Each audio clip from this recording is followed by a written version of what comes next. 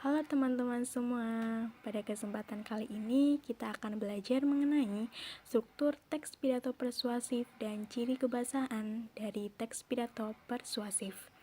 Sebelumnya, apa sih pidato persuasif itu? Jadi, pidato persuasif adalah suatu kegiatan menyampaikan ide, gagasan, atau pendapat yang dilakukan di depan umum dengan tujuan untuk mengajak atau mempengaruhi para pendengar agar mereka mau mengikuti ajakan si pembicara. Nah, sudah paham kan ya teman-teman semua? Nah, kita akan masuk ya ke pembahasan yang pertama, yaitu mengenai struktur teks pidato persuasif. Struktur teks pidato persuasif yang pertama adalah pembukaan. Pembukaan yang merupakan bagian awal dalam suatu pidato. Nah, ini terdiri dari salam pembuka. Contohnya yaitu Assalamualaikum warahmatullahi wabarakatuh. Salam sejahtera bagi kita semua. Yang kedua adalah ucapan penghormatan atau sapaan. Contohnya, yang terhormat Bapak Kepala Sekolah SMP Negeri 1 Sempor, yang saya hormati Bapak Ibu Guru dan staf karyawan-karyawati SMP Negeri 1 Sempor, dan teman-teman semua yang saya sayangi. Yang ketiga adalah ucapan syukur dan terima kasih. Contohnya, puji syukur kehadirat Allah Subhanahu wa Ta'ala yang telah memberikan rahmat dan hidayahnya sehingga kita semua dapat berkumpul di sini dalam keadaan sehat tanpa kekurangan suatu apapun. Terima kasih kepada hadirin yang telah meluangkan waktu untuk hadir dalam acara pada hari ini. Kemudian, struktur teks pidato yang kedua adalah isi pidato. Isi pidato merupakan bagian yang penting karena dalam isi pidato ini mengandung inti dari sesuatu yang akan disampaikan dan dibicarakan. Pada bagian ini, pembicara akan menjelaskan secara detail dan jelas mengenai apa yang disampaikan kepada pendengar. Struktur teks pidato yang ketiga adalah penutup, yang merupakan bagian akhir dalam pidato. Dalam penutup ini, pidato yang baik biasanya berisi mengenai hal-hal sebagai berikut. Yang pertama adalah simpulan secara ringkas dari materi yang dijelaskan. Yang kedua, permintaan maaf kepada pendengar jika ada salah dalam berkata dan menyinggung pendengar. Contohnya, demikian yang dapat saya sampaikan. Apabila ada kesalahan dalam bertutur kata, saya mohon maaf. Yang ketiga adalah salam penutup. Contohnya yaitu wassalamualaikum warahmatullahi wabarakatuh. Kemudian kita masuk ke pembahasan yang kedua mengenai ciri kebahasaan teks pidato persuasif. Ciri kebahasaan teks pidato persuasif yang pertama adalah kalimat aktif, yaitu suatu kalimat yang memiliki subjek aktif dan melakukan kegiatan atau aktivitas tertentu. Contohnya, saya akan menyampaikan pidato tentang lingkungan. Yang kedua adalah kata tugas.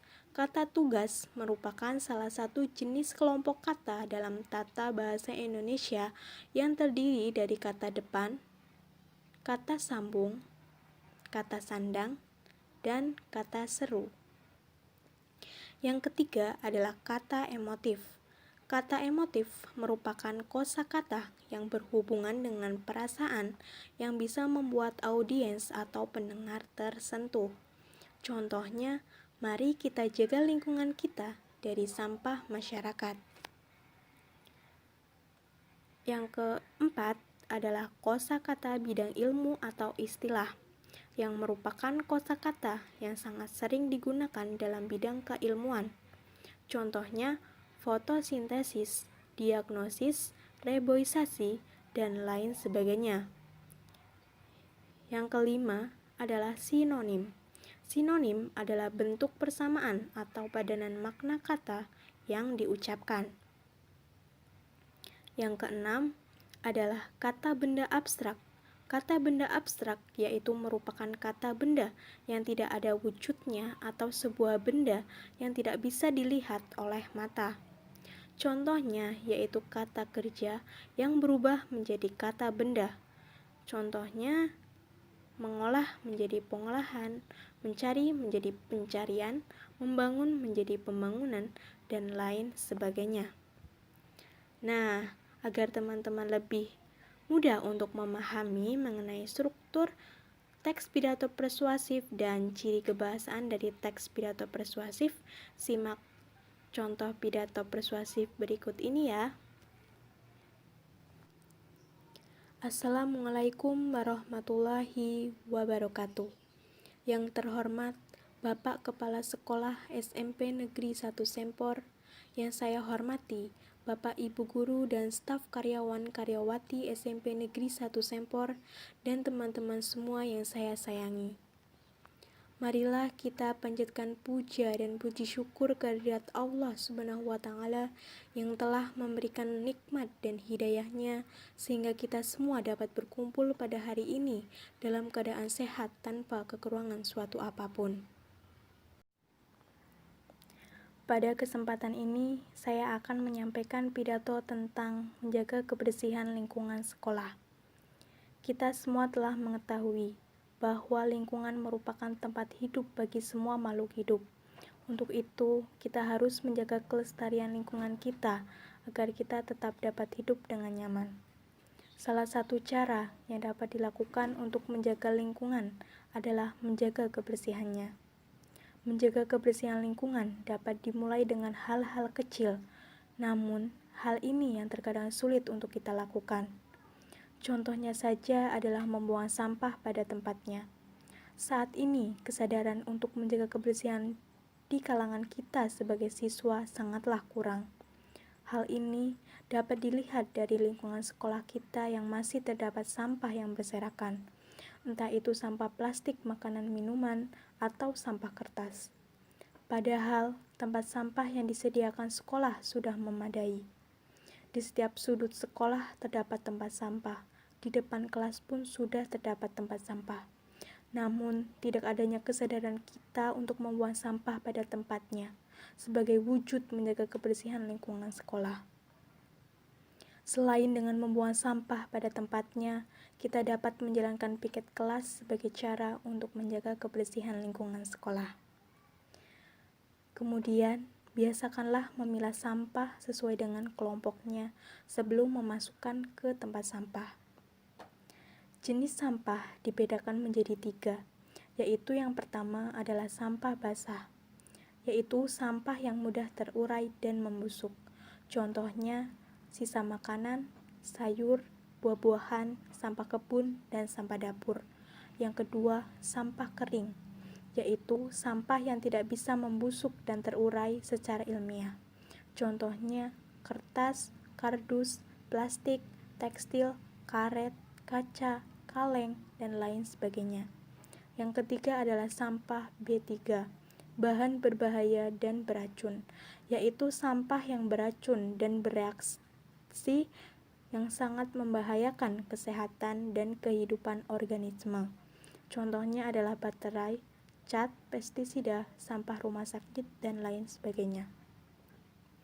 Namun, sampah yang disediakan oleh sekolah hanya terdapat 2 jenis, yaitu sampah basah dan sampah kering. Tetapi sangat disayangkan karena pada akhirnya sampah tersebut saat dibuang disatukan kembali. Jadi, kita akan sia-sia memilah sampah basah dan sampah kering kalau pada akhirnya disatukan kembali. Hal tersebut harus ada kerjasama antara pemerintah dan sekolah untuk membuang sampah basah dan sampah kering agar dapat mengurangi pencemaran lingkungan. Nah, untuk itu saya ingin menyampaikan sebuah pepatah, yaitu kebersihan adalah sebagian dari iman. Dengan ini saya berharap teman-teman semua peduli dan sadar dengan pentingnya menjaga kebersihan. Semoga pepatah tadi akan menjadi motivasi atau dorongan kita untuk tetap menjaga kebersihan lingkungan sekolah kita, agar kita tetap dapat dengan nyaman untuk melakukan kegiatan belajar. Demikian pidato yang dapat saya sampaikan. Apabila ada kesalahan dalam bertutur kata, saya mohon maaf. Atas perhatiannya, saya ucapkan terima kasih. Wassalamualaikum warahmatullahi wabarakatuh. Nah, dari contoh tadi, teman-teman semua lebih paham ya mengenai struktur teks pidato persuasif. Kita lanjut lagi untuk membahas mengenai ciri kebahasaan teks pidato persuasif dari contoh yang sudah teman-teman simak. Dari contoh tersebut, ciri kebahasaan teks pidato persuasif yang pertama yaitu kalimat aktif. Pada kalimat aktif ini dapat ditunjukkan oleh kalimat pada kesempatan ini saya akan menyampaikan pidato tentang menjaga kebersihan lingkungan sekolah. Kemudian yang kedua adalah kata tugas. Kata tugas tersebut ditunjukkan yaitu pada kata di sekolah, pada kata di sebagai kata depan.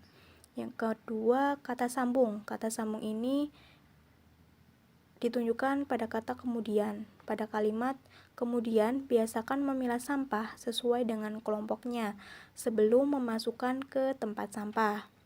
Yang ketiga kata seru, yaitu ditunjukkan pada kata nah. Pada kalimat nah, untuk itu saya ingin menyampaikan sebuah pepatah, yaitu kebersihan adalah sebagian dari iman. Kemudian yang ketiga adalah kata emotif. Kata emotif ini ditunjukkan oleh kalimat dengan ini saya berharap teman-teman semua peduli dan sadar dengan pentingnya menjaga kebersihan. Yang keempat adalah kosakata bidang ilmu atau istilah, yaitu pada kata organisme.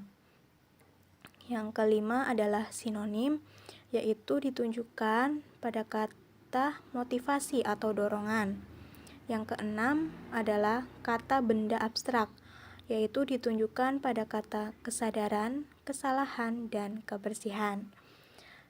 Ya, semoga dari contoh pidato yang sudah teman-teman simak tadi, teman-teman semua lebih memahami ya mengenai struktur teks pidato persuasif dan ciri kebahasaan teks pidato persuasif. Selamat belajar.